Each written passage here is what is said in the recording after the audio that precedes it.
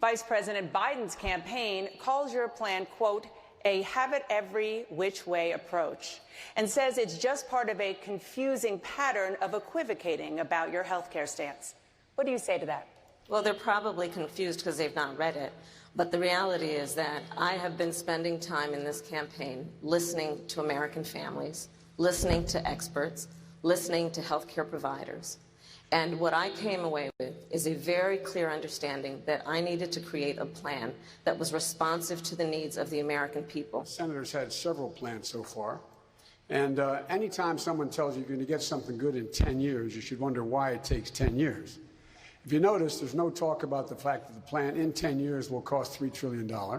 You will lose your employer-based insurance. And in fact, you know, this is the single most important issue facing the public.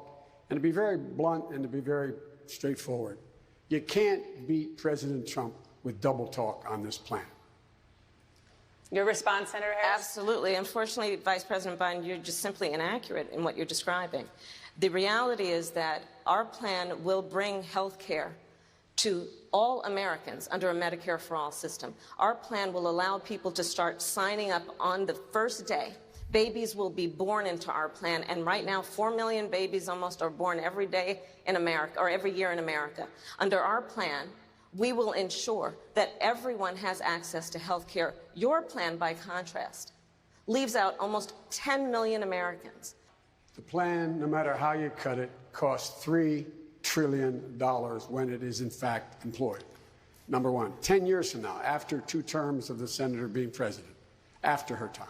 Secondly, it will require middle-class taxes to go up, not down. Thirdly, it will eliminate employer-based insurance. And fourthly, what happens in the meantime? The cost of doing nothing is far too expensive. Second, we are now paying $3 trillion a year for health care in America.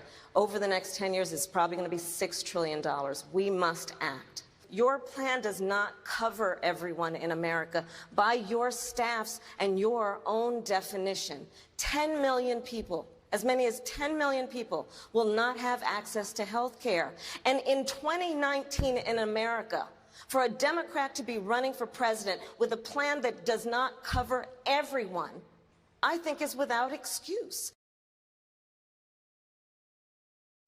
Hey, NBC News viewers, thanks for checking out our YouTube channel. Subscribe by clicking on that button down here and click on any of the videos over here to watch the latest interviews, show highlights, and digital exclusives. Thanks for watching.